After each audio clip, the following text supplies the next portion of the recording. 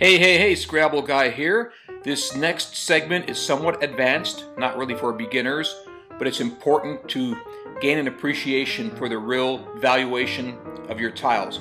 So I've got them listed. There are 2 blanks, 4 S's, 1 Z, 1 X, so on and so forth. Okay, and I've got the points listed next to them. For example, an H is worth 4 points, C is worth 3, we all know that.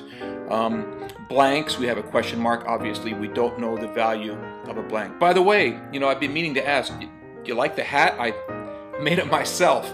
In fact, I think I have a video clip on how to make a Scrabble guy hat, and if you don't want to do that, I think I'm actually selling them on the site. And yes, it's on straight, it's just my head is crooked. There we go. Okay, so back to work here. So here are the tiles, the number of them in the game, and the points on face value.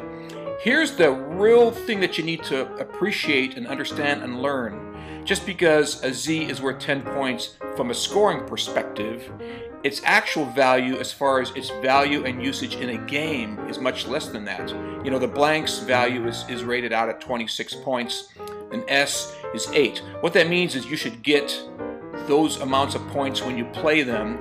If you have a word with a blank, you get 26, and then you have an S in that word, you add 8 to it, and then if there's an M, and so on and so forth. So at the end of your word, when you total up your word, you get the valuation of the word from the tile perspective, and you subtract the tiles that are left on your rack, you minus them, and that's your true valuation.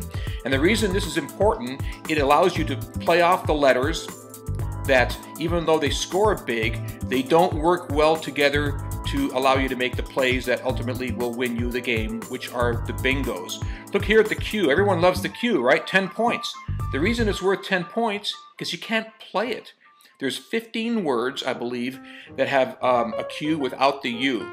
When QI came on board, that was huge because in the old days, if you didn't have a U to go with your Q at the end of the game, chances were real solid that you might get stuck with that Q. You'd have to eat the 10 points times 2. That Q would be a 20-point liability.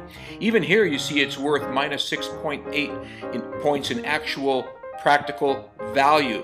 However, if you combine a Q with the U, which is also not a good tile to have, if you combine them, their value goes up because they work well together. Some tiles work well together. Okay, so let's take a quick look here. These are all the tiles, their face value, and then the value as far as they're working together for words in the game. Like I mentioned before, there's the Elite 8, the 2 blanks, the 4 S's, the Z, and the X. The X is really versatile because you can put an O, an E, an A in front of it, and a U and an I behind it, so it plays both ways for as much as triple letter each way. So an X is easily worth 50 points or more in the game. The Z is not as versatile because it only allows for a single vowel, the ZA word to be played. You can't put a letter in front of it and only the A behind it. And of course the blanks and S's speak for themselves. So those are the Elite 8. Here are the workhorse tiles, okay? These are the linemen. They do all the grunt work. You'll notice the E, N, T, L, R. It's part of the Wheel of Fortune racks, as we like to refer to, because combined they work together to spell lots and lots and lots and lots of bingos, which is the purpose for living when you play Scrabble. Manage your rack to play for bingos, especially early on in the game, okay? So, again, you've got the K there, the Y, which is a good letter, high-scoring letter. The H is very versatile because it works well with the S. It also works well together with a T for endings and for beginnings. CH works well together as well, and other combinations, so on and so forth. So now, here are the tiles, the J, the B, the I, the F, the O, the G, that you want to play quickly. Get rid of them, okay? Even though the J is worth 8 points, all you can do with it on a double-way play, an overlap power play, is to play J-O. It doesn't take a letter in front and only the O behind it. So get rid of it as quickly as you can. Now here's the G. I used to always keep the ING because there's lots of ING endings. You know what? Yeah, if that happens, great. I dump the G as quickly as I can. It's just not that versatile. Okay, and finally, you've got the Drek, the poison. Get rid of it. You don't want to hold on to it. The Q, just dump it. I used to like the W's as well because you could play W-O and W-E, and you could put an O and an A in front of it. You know what? There's just not enough words. There's a reason these tiles are valued the way they are. They don't work well. They don't play nice in the sandbox with other tiles. They don't work well together.